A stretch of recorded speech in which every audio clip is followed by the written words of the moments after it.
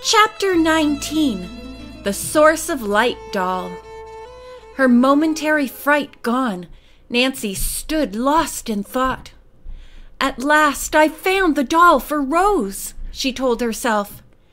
And I believe I've guessed its secret. Excited, she examined the bridal figure of Enid Struthers. There's something inside the doll that has the same energy-giving effect as the source of light. Some kind of ray, So, said an icy voice behind her. Nancy Drew has learned our secret. Nancy whirled to face Nataka. But the gypsy was not the neatly dressed, tailored woman she had seen on previous occasions. She had carelessly thrown on a gaudy robe, and her uncombed hair stood out from her head like a wild animal's. Yes, I have learned your secret, Nancy agreed. Now I will go and return this stolen property to its rightful owner. The secret belongs to us gypsies, Nataka cried. No one can take it from us. Put that doll down. No, I won't. The doll belongs to the daughter of a gypsy, Nancy countered. You mean Rose? Nataka laughed wickedly. She will not need it now. That child will be too busy getting ready for the movies. Then when her grandmother dies.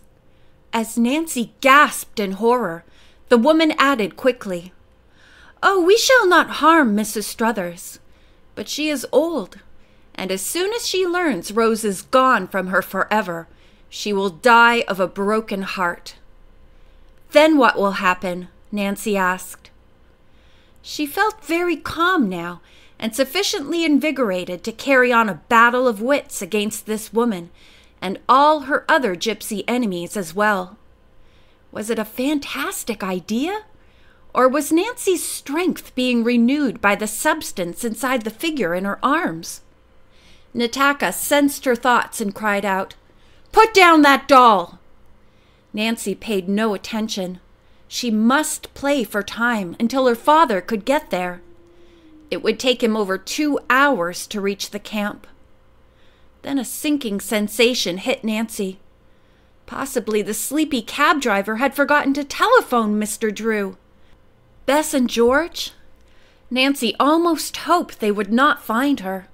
She had a strong hunch that the gypsies would not let her go, and if the cousins should come, they might find themselves in the same predicament. Again, Nataka read Nancy's mind. Anyone who gets into the clutches of the great Zorus never leaves, she said, glaring at the girl.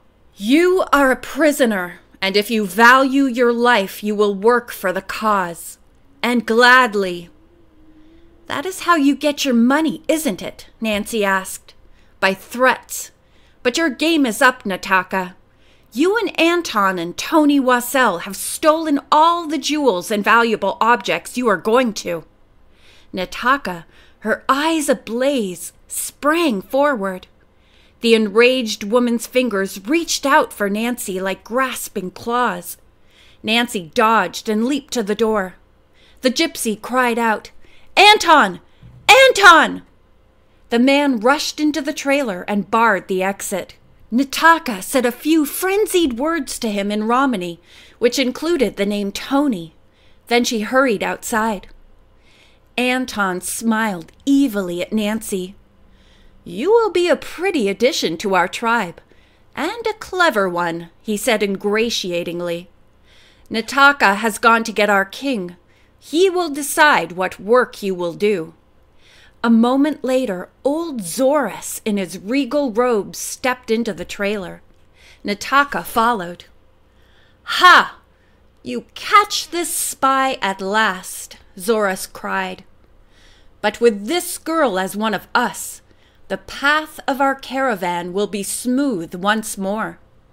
He spoke in Romany for several seconds, shaking his head so violently his long white hair waved to and fro. Then, looking directly at Nancy again, his eyes narrow and calculating, he said, gloating, A few more years and gypsies will become all-powerful.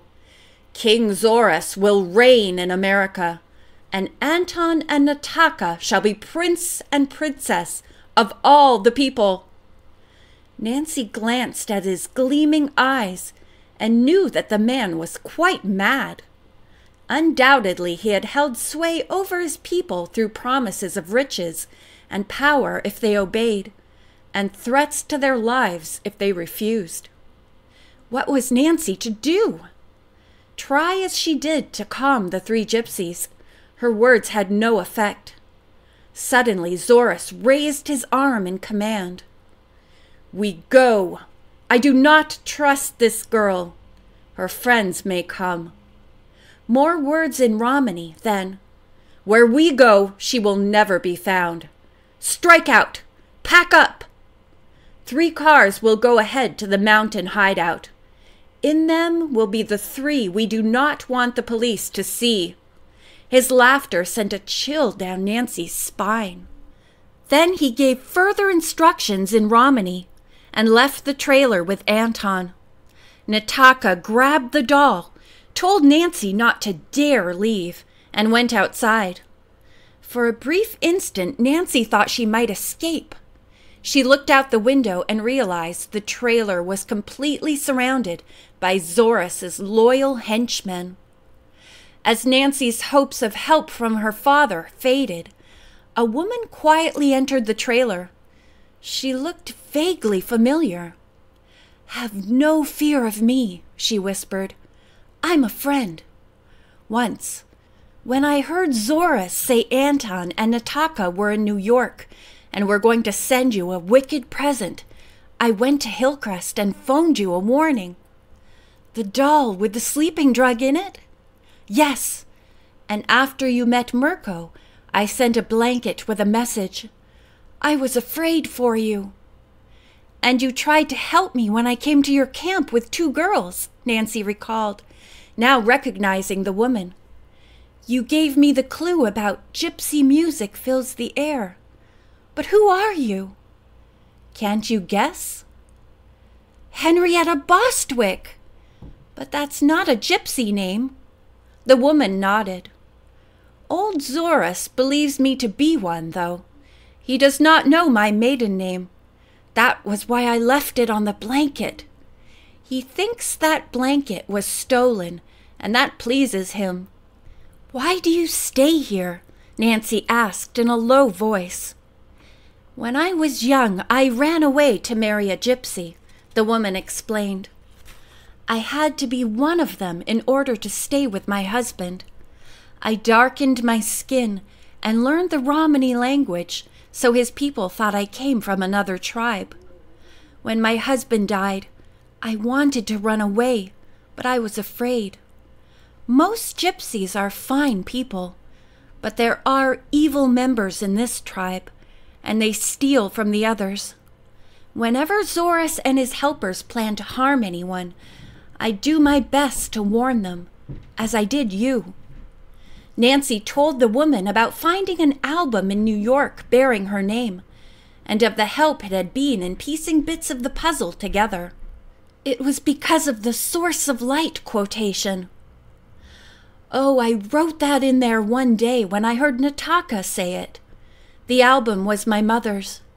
I kept it with me always," Henrietta Bostwick said. "But it disappeared, and I believe it was sold by Nataka." "Why would Nataka do this?" "To raise money. She trades in dolls, too. Sometimes she buys and sells them. Other times she steals and sells them." "But how did you get the 2 dolls that belonged to Enid Struthers? Didn't Nataka have them?" "Yes, but I took them to give to Rose, to whom they belong. I wanted to leave them in her trailer when no one would watch, with a note to hide them and never show them to anyone." Henrietta was silent a moment, then she added, "I will help you now if I can, but we must be very careful. Zorus has ordered this trailer watched. I dare remain only a moment." "Before you go, tell me about the doll," Nancy requested. The woman came very close to the girl and spoke so softly Nancy could hardly hear her. Some years ago, Romano's father found a strange substance at faraway Bear Claw Mountain. Though he was old and infirm, he seemed to feel better whenever he carried it with him. He never told anyone about it except Romano and Zoris. When he was about to die, he gave it to Romano. It was at that time Romano married and was banished. 7 years later, Zoris became leader. He had a mad idea of becoming king of America and wanted to live forever. But Romano would not give him the curative substance, nor would he tell where it was. Finally, Zoris had him kidnapped, but still he would say nothing. He has been held ever since by Zoris, under the threat that his wife and child would be harmed if he did not stay with the king and work for him. No wonder Enid assumed he had left her, Nancy said. Does he know she died? Yes, he found out recently. And through his art, Romano has brought a lot of money to the tribe, hasn't he? Not to the tribe, to Zoris. The king takes everything. He is very clever. It was not until Zoris learned Enid Struthers had died that he sent Romano out to play the violin. By that time, Romano had no idea where his daughter was, and Zoris would not tell him. But it was because of the threat to Rose's life that he stayed with the tribe? Yes. Yet, when he heard about Enid's death, he threatened to leave. That's why Zoris finally demanded that the girl be brought here to keep him happy. But you foiled the first kidnap attempt. Is that why Zoris instructed everyone not to talk to me? Yes, especially people who worked outside the camp, like Mirko and Romano. Anton is a good artist. He painted a picture of you and showed it around. But eventually they did get Rose. You know she's here, don't you? Yes. That's part of the reason why I came. But it seemed Romano did not know about his daughter. He has not yet been told. There is to be a ceremony to reunite Rose with her father. Nancy changed the subject. Tell me, how did Zoris find out where Romano had hidden the strange substance? Quite by accident. He sent Nataka to Enid Struthers with a forged note from Romano saying that he wanted to return to his wife. In proof of her desire to see him, Enid was to send him the precious substance. Enid then gave her the doll. Oh, Nataka is clever, but wicked. A voice from outside the tent suddenly warned that Zoris was returning. I must go, Henrietta Bostwick murmured. Barely had the woman disappeared when Zoris and 4 other men came in. The girl goes in the first car, Zoris ordered. Next, Romano, then the child. Struggling, Nancy was carried outside. She was bound and a handkerchief was tied across her mouth. Then she was put down on the floor of a waiting truck with a blanket thrown over her. With a sinking heart, Nancy felt the truck begin to move to an unknown destination. End of chapter 19.